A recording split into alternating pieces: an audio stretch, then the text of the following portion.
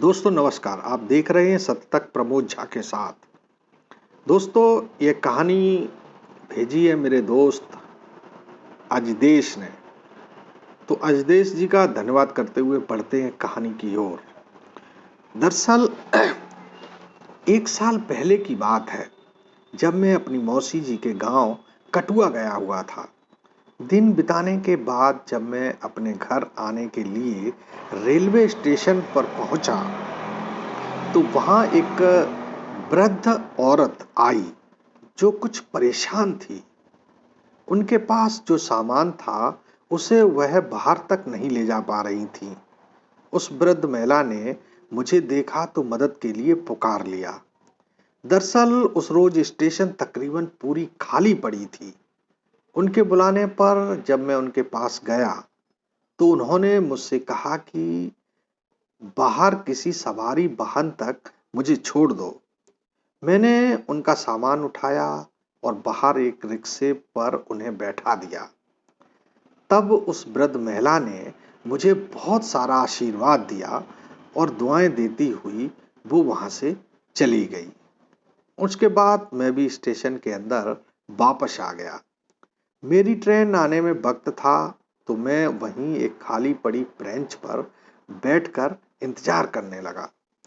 मैं बैठे बैठे सोच ही रहा था कि इस पूरी स्टेशन पर मेरे अलावा कोई पैसेंजर नहीं है।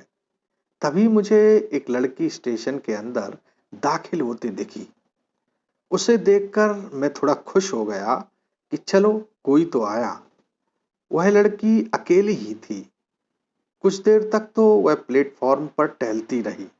फिर वो मेरे पास आकर पूछने लगी कि आप कहाँ जा रहे हो। मैंने उसे जवाब देते हुए कहा कि हावड़ा जाना है। यह सुनते ही वो लड़की मेरे पास बैठती हुई बोली, अरे मैं भी हावड़ा ही जा रही हूँ। ऐसे ही धीरे धीरे हमारे बीच बातें बढ़ने लगी और कब 9 से 10:30 बज गए पता ही नहीं चला। ट्रेन के हॉर्न के साथ ही हम दोनों ट्रेन में चढ़ने के लिए खड़े हो गए। ट्रेन के रुकते ही हम दोनों ट्रेन में चढ़ गए।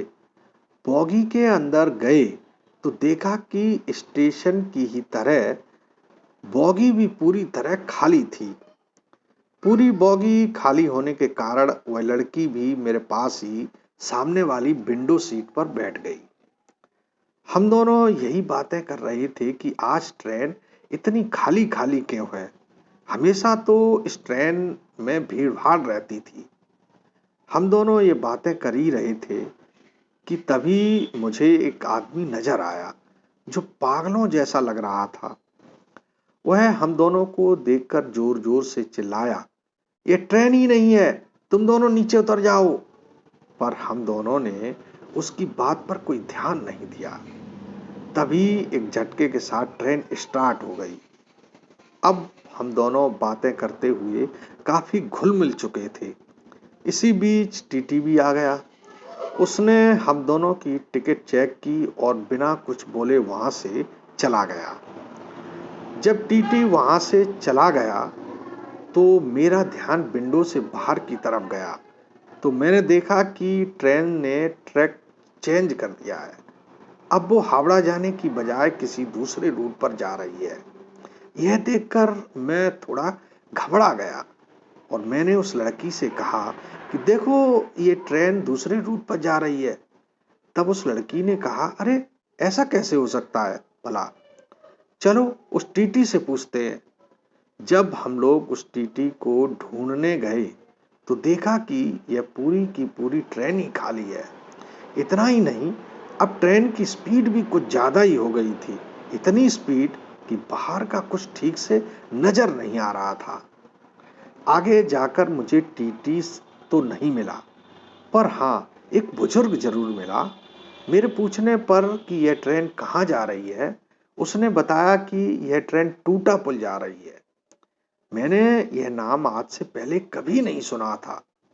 मैंने उस आदमी से फिर पूछा कि टूटा पुल यह कौन सी जगह है, पर वह आदमी बार बार टूटा पुल ही बोले जा रहा था। इसके बाद ट्रेन जब रुकी तो हम दोनों ने नीचे उतरकर जाना चाहा कि यह कौन सी जगह है, पर वहां अंधेरा होने की वजह से कुछ साफ साफ नहीं दिख रहा था। इसके बाद मैंने अपने मोबाइल का जीपीएस ऑन करना चाहा तो देखा कि वहां मोबाइल के कोई सिग्नल ही नहीं मिल रहे थे। इसके बाद हम लोग इंजन की तरफ बढ़े ताकि ड्राइवर से पूछ सकें कि ट्रेन आखिर जा कहाँ रही है। पर जब हम इंजन के पास पहुंचे तो देखकर सन्न रह गए। उस इंजन पर कोई नहीं था।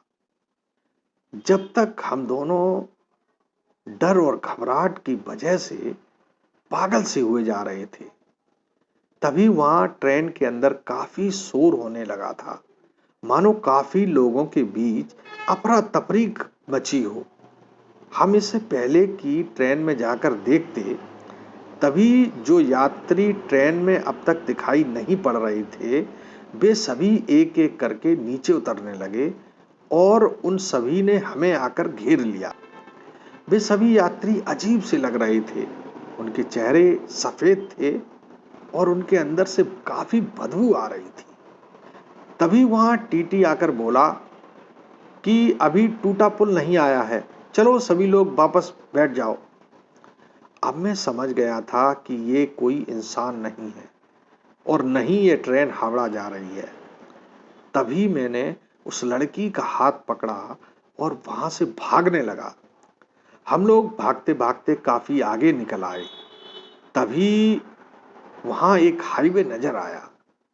जब हम लोग उस हाईवे पर पहुंचे तो वहां एक टैक्सी मिल गई। अब हम लोग टैक्सी में थे। अब मुझे थोड़ा चैन मिला था।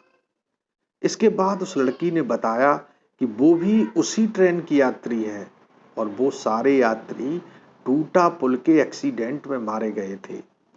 तब से यह ट्रेन कभी किसी स्टेशन पर आ जाती है और नई सवारियों को अपना शिकार बनाती है। मगर तुम एक नेक इंसान हो, मैंने तुम्हें उस बुजुर्ग महिला की मदद करते देख लिया था। मैं यह सुनकर हैरान था, पर अब मुझे उस लड़की से डर नहीं लग रहा था, यह जानते हुए भी कि वह भी उनमें से एक है।